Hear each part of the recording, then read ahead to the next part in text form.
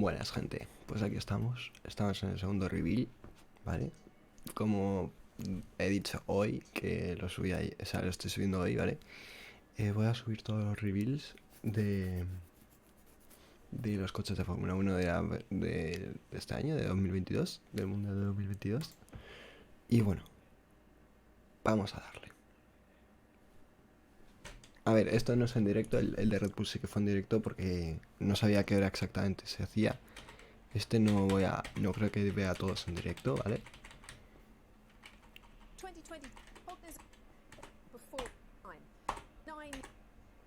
Aquí estamos.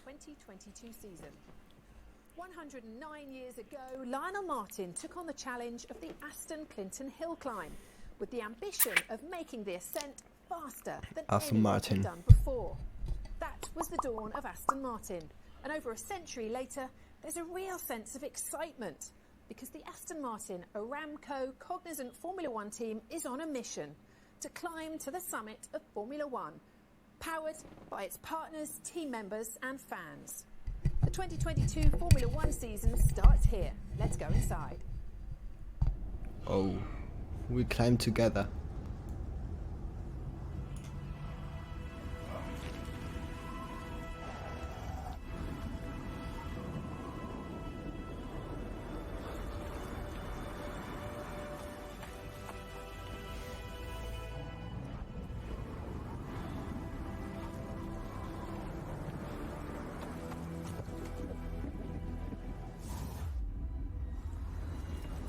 La máxima calidad.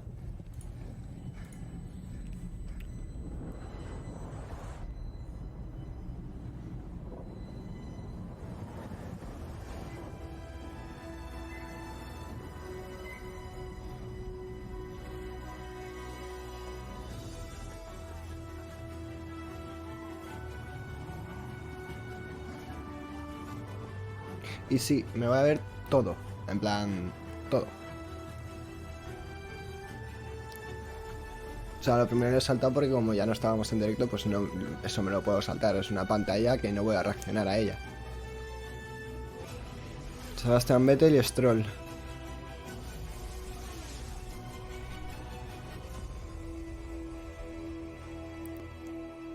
Ahí está el coche. Ahí está el coche.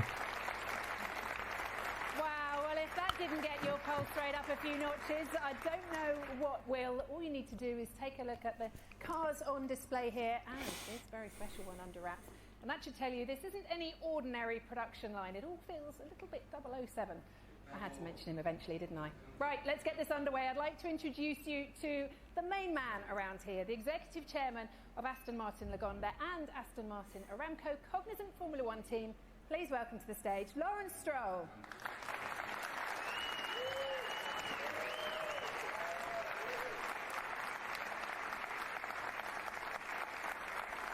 Cada uno lo hace como quiere, la verdad, eso mola. Lawrence, it's great to see you and to be back here again. Could you just tell us a little bit about this climb that this Formula One team is on? Aston Martin. Crypto. Thank you, Rachel, and great to see you. First, Aston Martin has always stood for excellence, and it's here at Gaydon that excellence is created. Stroll. You can see from the cars Lawrence. what Aston Martin is all about. Stroll. Ultra luxury, performance, innovation. Por cierto, qué guapos están los Aston, ¿eh? Los que han puesto los tres. And these cars exemplify that we are the world's only independent ultra luxury car group, and we continue to celebrate our heritage as we drive towards an exciting future. Well, Lawrence, we've got some stunning cars on display here. Can you tell us a little bit more about these ones we're sharing the stage with? The DBX 707 is not just the world's fastest ultra luxury SUV. Sí. It has been redefined Es un sub, performance es de los más rápidos eléctricos. in that category. Everything on the DBX 707 has been enhanced, from how it looks to how it performs, to create the ultimate SUV. The Valhalla, am I right? Rather different. Truly driver-focused mid-engine hybrid supercar. The object of Valhalla is to immerse the driver with a supercar experience. It's a slice of Formula One for the road. The hybrid technology, the aerodynamics, and of course the performance are all designed to thrill, and we've achieved that. Finally, there's the Valkyrie AMR Pro, the ultimate no-rules hypercar. This is what happens when you're unconstrained by racing regulations or registration for road use. The AMR Pro is a step beyond the original Valkyrie, a car intended for the racetrack with performance approaching that of a Formula One car. Dios, pero es que truly fantastic machine. Es que eso es para correr solo. Eso es de circuito, tío. El otro, el supercar, por lo menos se puede llevar por la calle, pero es que este no. The AMR22 and the team, Aston Martin, Aramco, COGNIZANT Formula One team, putting that together. Can you tell us a little bit about what it meant to bring the name Aston Martin back into the sport of Formula One? Sure. Aston Martin re-entered Formula One in 2021 after an absence of more than 60 years. Last season was year one of a 5-year plan, and now we continue our journey to climb. More than a century ago, Aston Martin began its ascent to the summit of the automotive world, the Aston Clinton Hill Climb, which is about an hour's drive from here. And it was there where Lionel Martin launched Aston.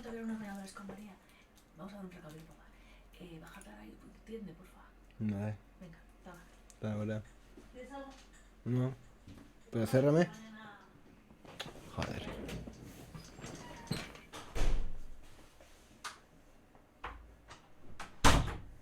Perdonad, chicos. Bueno, esto lo quitaré. Ey. Todo esto lo quitaré. Vale. Aston Martin into the heat of competition. That was the start of the climb that our Formula One team is still on today. We are continuing our journey to the summit of Formula One, the most competitive and the most prestigious racing series in the world. And we want to win. But we know that winning isn't easy. That's why we have a 5-year journey and a plan to keep climbing and to get to the top. To win in Formula One, everything has to be just in the right place. And a lot of moving parts have come together. The sport is constantly evolving. And unless you evolve with it, you'll be left behind. You need the right people in every part of the team. And you need the right partners to help make it all possible. We're going to do it as a team because it takes the power of a team to be successful in Formula One. Well, it's wonderful to have that Aston Martin name back in the sport, Lawrence, but it's also helped you bring in some great partners as well, hasn't it? Yes, it has. At Aston Martin, we have a wonderful and highly valued title partner in COGNIZANT. And I'm more than delighted to welcome Aramco to our team as another hugely important strategic partner of ours. I am also delighted to welcome all our other partners here today. In fact, and to share this moment with our fans as well, who have been with us from the start. We climb together. Our collaboration with Aramco will fundamentally underpin efforts Aramco, made by our vale. team and Formula One Crypto. in moving towards the ambitious target of using 100% sustainable fuels by 2026. In time, it will also shape Hostia. us to drive technology innovation while exploring other synergies for the benefit of the whole team, Aramco and the wider world. Additionally, Aramco will play a key role in the development and operational success of the new Aston Martin Formula One campus at Silverstone, which will be the world's most technically advanced motorsport headquarters when it's completed later this year, providing us with a state-of-the-art, first-in-class, built-for-purpose design, engineering, manufacturing, and testing venue to complement the developments of composite materials and 100% sustainable fuel. A ver. You mentioned that campus just some 30 miles away from here. Can you tell us a little bit more about it, how it's going? The new factory, also a series statement of our intent, will be operating out of next year, bringing all of our Formula One related operations together on one campus, which will make our working lives a lot more efficient. It will be a wonderful place to work to, with first-class catering facilities, top-class catering and training facilities, breakout areas, and everything else a modern Formula One team needs to optimize human performance with the goal of designing and building winning cars. It will be the first all-new Formula One factory in the UK for 19 years. It's going to be a game changer for our team. Eventually, we'll have our own wind tunnel, which is going to be joining us as part of our vision to make Aston Martin, Aramco, Cognizant Formula One team the World Championship organization it deserves. That's for the near future. But for right now, and for the present, the 2022 Formula One season is right around the corner. And I'm pleased that Aston Martin, part of this wonderful sport, I'm also as proud to be part of this team, with grateful and thankful more than all the other great women and men around the track, at the factories, who are helping us race around the world. We'll keep climbing until we reach our sights and our summits. But for right now, acaba de ver el teleprompter. All been waiting for. O sea, lo está leyendo. No, no. Next and most serious, AMR22 is just seconds away. Lawrence, thank you very much. If I could invite you to take your seat. And thank you.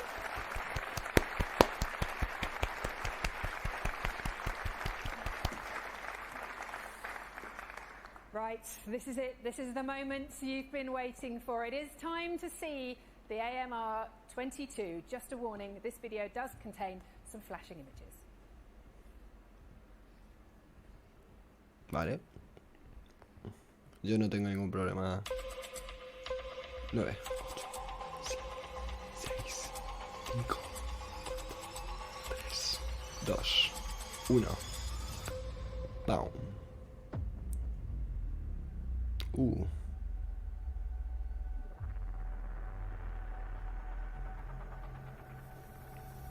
Van a venir por ahí. Vettel y Stroll.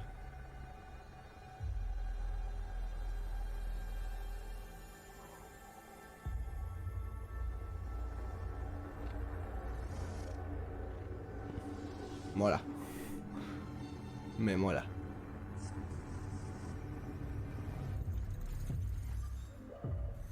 Uf.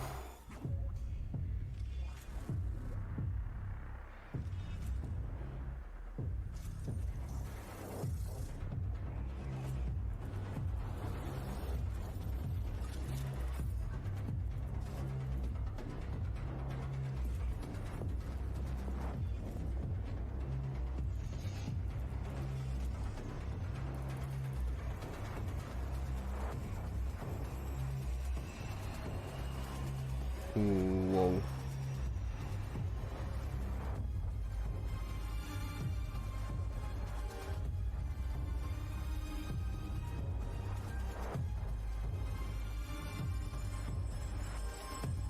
Ojo el volante, ¿eh? Eso no enseña a nadie, todavía.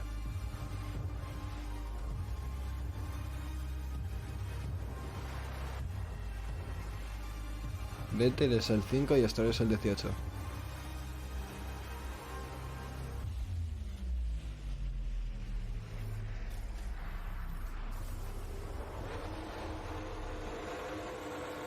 Una leche. Ya.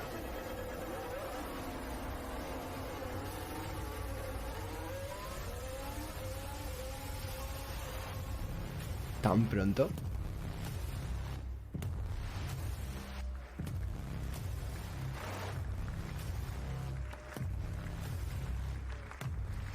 Es distinto, ¿eh?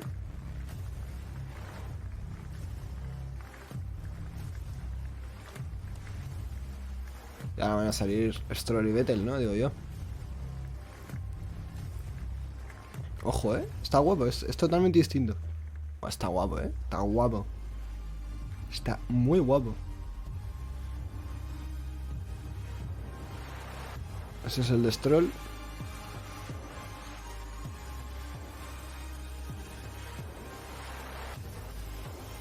Es totalmente distinto, ¿eh?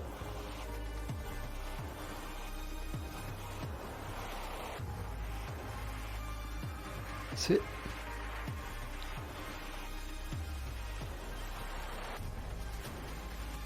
Está muy guapo, ¿eh?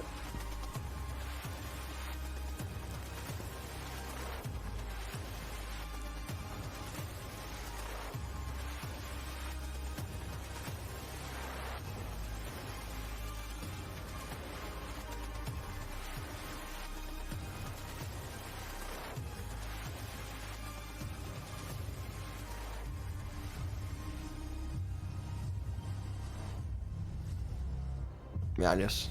Ahí están.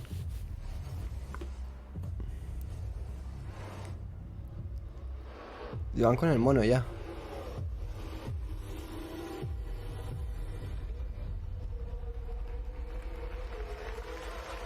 Bueno. ¿Eh? Nada mal, ¿eh? Nada mal.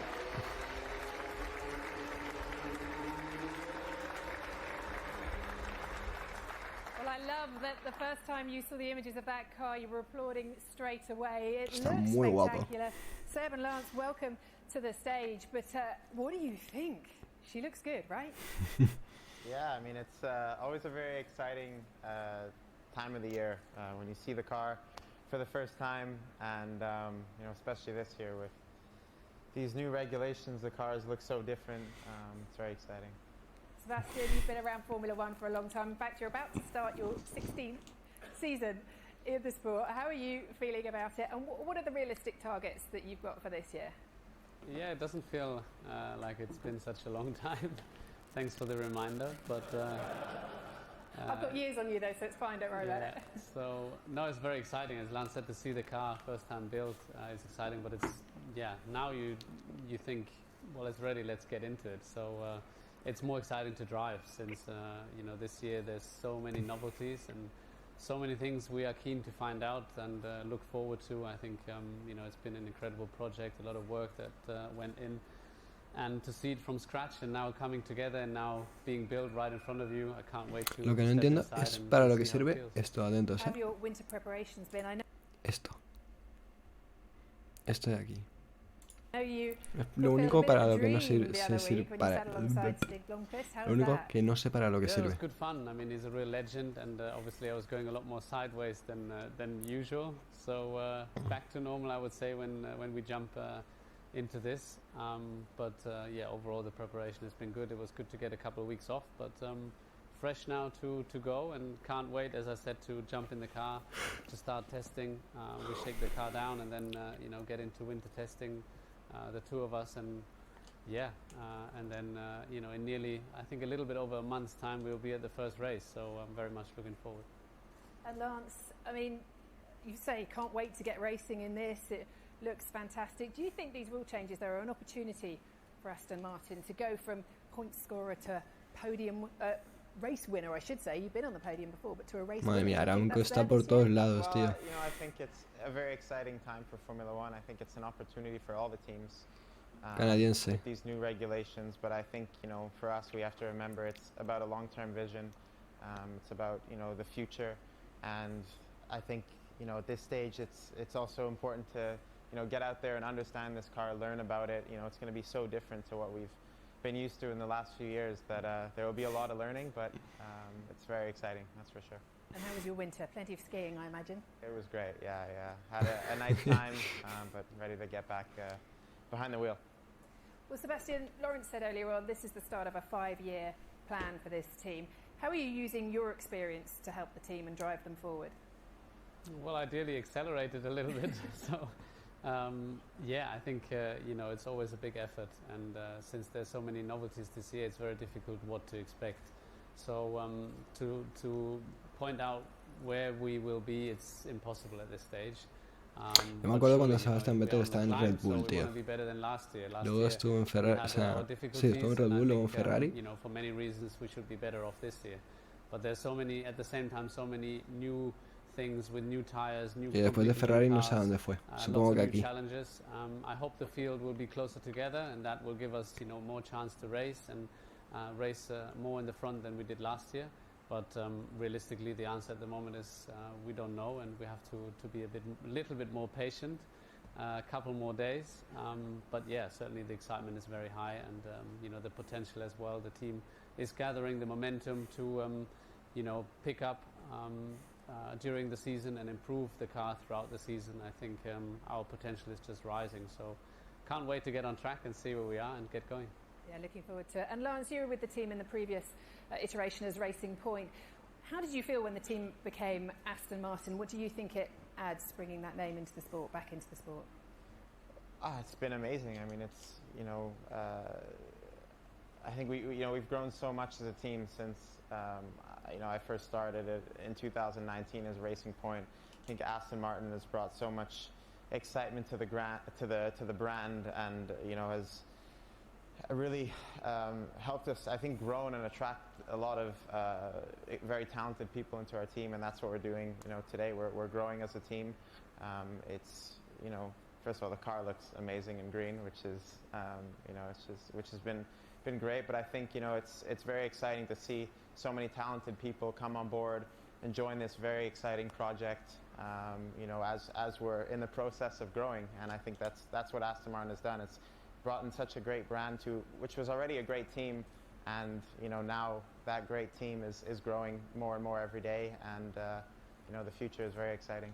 Great, thank you very much for the moment, gentlemen. If you'd like to take your seats again, and we will have a closer look at this fantastic car. Yes. Well, exciting times ahead for the Aston Martin Aramco Cognizant Formula One team. It's clear that these two can't wait to get into it and take this AMR22 onto the track. So we've heard from the drivers. Let's find out a little bit more about the journey to building this gorgeous car.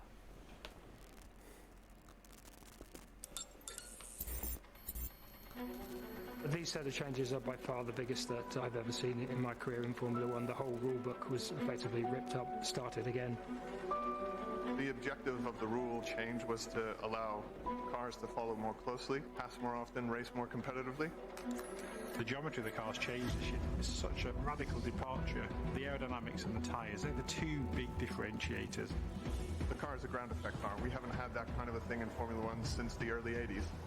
We are really throwing away everything that we've done previously. We're starting again.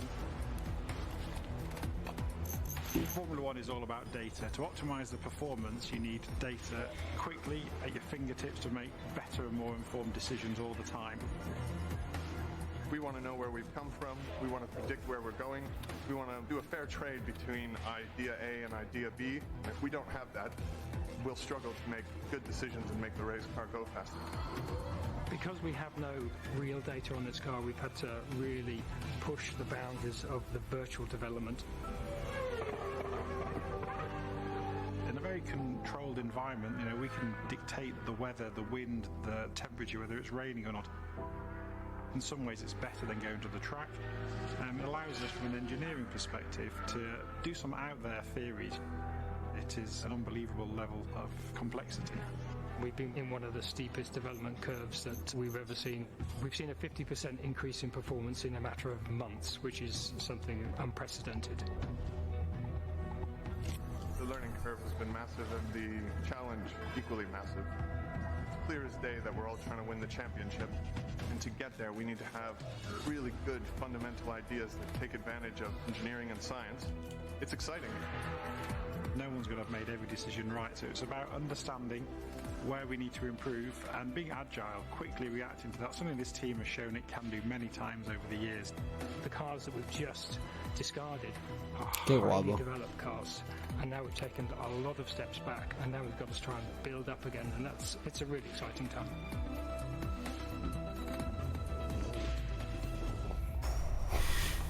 So let's take a look saw them on that video just now, but please give a very warm welcome to the stage to Andrew Green, Chief Technical Officer of the Aston Martin Aramco Cognizant Formula One team, and Tom McCulloch, the team's Performance Director.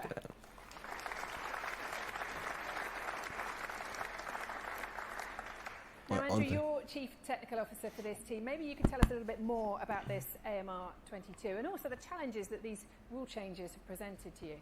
Yeah, massive challenge, as the VT just showed. It's a change of regulations, massive change of regulations to roll back to a ground effect car.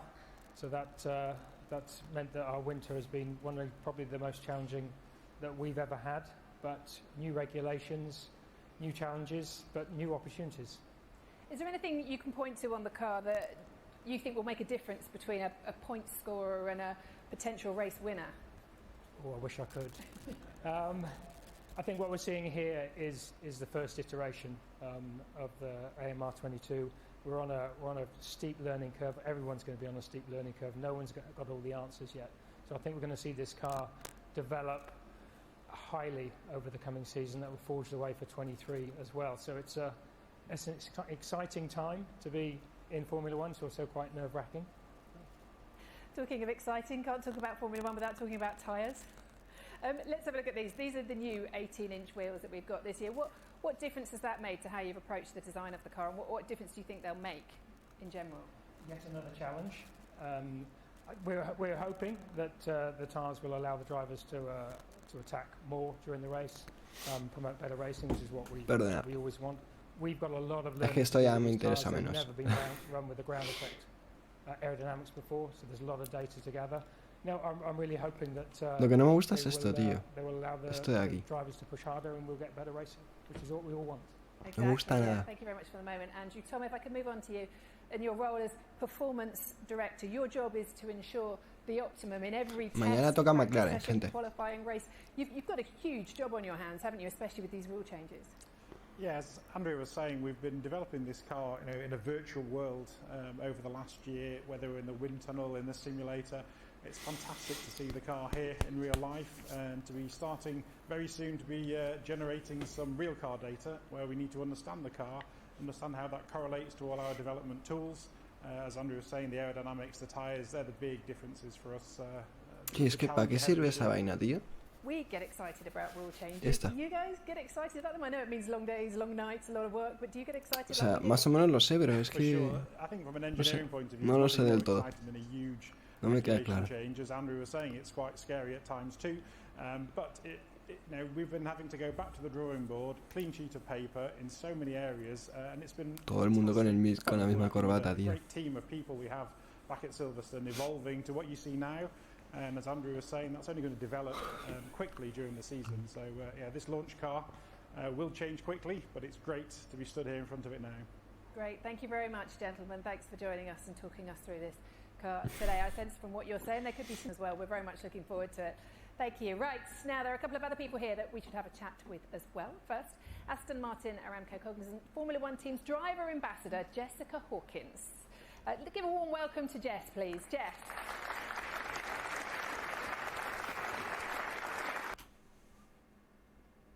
Un momento.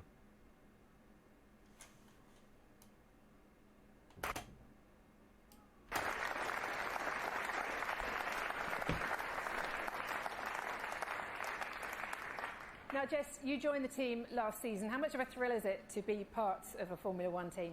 Yeah, amazing. I never thought it would be possible, but here I am. And to learn off of two of the best drivers is incredible, and everybody within the team welcomed me with open arms when I started. Within a few hours, I felt so a part of the family, and it was amazing. So yes, extremely happy to be back in 22 and to witness this new era of Formula One. You've carved out quite a career for yourself, haven't you, as a stunt driver as well, including the latest James Bond film as well. You must be looking at some of these cars here thinking there's a lot of fun to be had. Yeah, a couple of them looking quite familiar and very fun, actually. I've been there's no car keys left around, unfortunately, but I've looked for you. I did check. Maybe we can find some. But yeah, no, very proud and thankful to be here. Thanks very much, Jess. So with Jessica is the team's reserve driver, Nico Hulkenberg. And Nico, you've driven this AMR22 in the simulator. How did you find it? What do you think? Yeah, they're still very, very fast and fun to drive. Obviously, it's still a race car that wants to be, driven on its limit. It's quite different in a lot of the details, when you look into it, and that's obviously one of the first jobs of team and driver now to understand the car and to learn about it. You've had plenty of experience in Formula One as well. What's it like as a reserve driver? You've been called up twice at the last minute, haven't you? Yes, I have. I have to say, life is generally much more chilled and stress-free. Not being in the car hassling so much. I get to spend good time. I get to entertain our beloved partners and friends. So it's been pretty enjoyable. Great, thank you very much, Nico and Jess, for joining us today.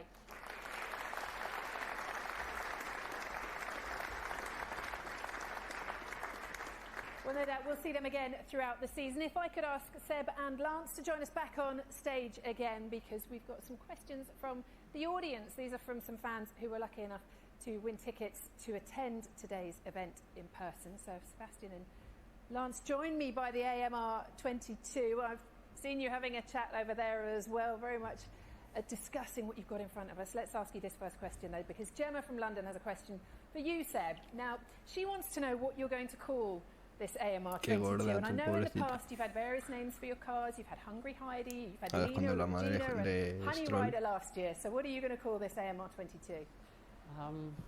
I don't know yet. I think usually we find a name just before the season starts, getting together with the mechanics, and you need to have a feel first. So I think it depends how the car will be to drive, and but I'm sure we find something funny and fitting to its character. So don't know yet, but I don't know if there's any suggestions, they're more than welcome to find them in. Definitely, yeah. If the fans want to send some in, we'll definitely take them. Louise from Preston has our next question. She wants to ask, how will the new 18-inch tyres change the driver's approach to the race and strategies, and how big an impact will this rule change have on racing? Lance, I'll start with you, that one. Yeah, I mean, first off, visibility, I think it's going to take some getting used to, because it's not only the 18-inch tire, but as you can see, we have this fairing on top of the tire that's going to be very different visually from inside the cockpit. So I think that will be a new component to get used to, and we just have to wait and see how the tires behave. What the degradation is like on these tires, how they operate, how that impacts strategy, and in different ways. So there will be a lot of learning at the first test. Seb, your thoughts on the new 18-inch tyres? Yeah, I mean, we had a test during the last season, but obviously the car that we used was sort of in between last year and this year, so it's hard to know for sure. I think we need to see how the car responds first, and then obviously how we deal with the tires. Obviously the idea for this year, the main objective has been also in terms of designing the car, to be able to race closer to each other. And for the tires, the same thing. We struggled in the past whenever we got close that the tires were starting to slide, the car was starting to slide, tires were getting too hot. So they should be better and more resilient to that. So let's see and find out. But as said previously, I think it's only a matter of days now before we get our hand on the car, and then not even a little bit over a month before we start racing. I like the way both of you, your eyes light up when you think about driving cars again. It's great. We've got time for one more question. That's from Sunny in Birmingham, who wants to know, if you two weren't F1 drivers, what would you have done? What other dreams did you have as a youngster? I mean, I imagine I've seen pictures of you on a motorbike, Lance, and it's phenomenal. I could picture you as a motorbike rider or racer even. But what did you have as a dream as a kid? Well, I've been doing this since I'm a kid, so it's hard to think of what else I would be doing if it wasn't this, but definitely be playing a lot of golf, and I don't know. How's your game? Doing some other things. Oh, let's not talk about my game. Anyways. Seb, what about you? Well, similar. I started off as a child, Dios. so this is what I've been dreaming of mostly.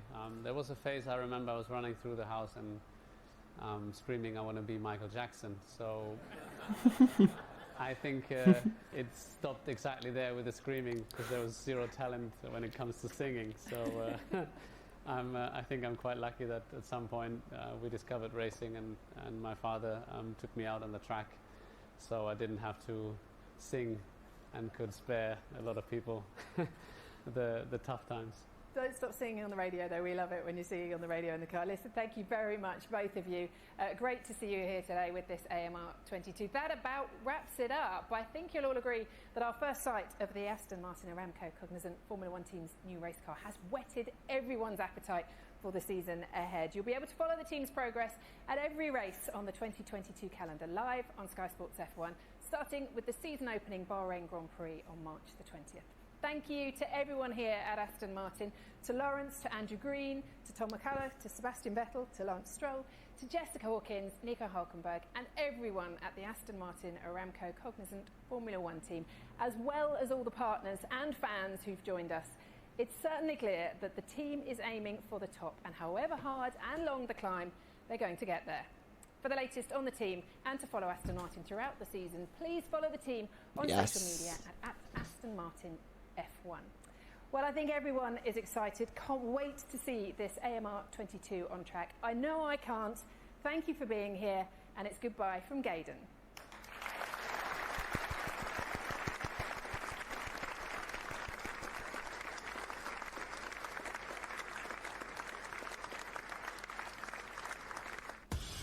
Sky Sports F1. Feel it all. Pues nada, gente. Nada mal, nada mal, nada mal. Ha estado guay, ha estado muy guay. Me ha gustado mucho. Me ha gustado mucho. Obviamente me gusta más Red Bull, Ferrari y Mercedes. En plan, son las tres grandes junto con McLaren.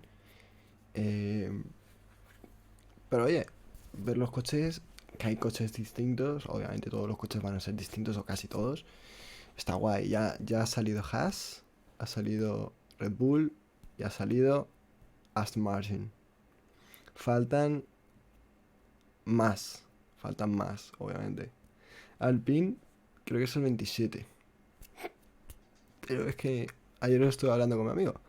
El 27 es después de la primera carrera, o sea, por lo menos de Barcelona, ¿sabes? Entonces, no sé qué harán. Yo creo que será el 17 también con Ferrari. Pero no sé. A ver qué pasa. We climb together, people. Pues nada. Nos vemos en el... Nos vemos en el siguiente vídeo mañana. Con McLaren. Así que nada, nos vemos, gente. Chao.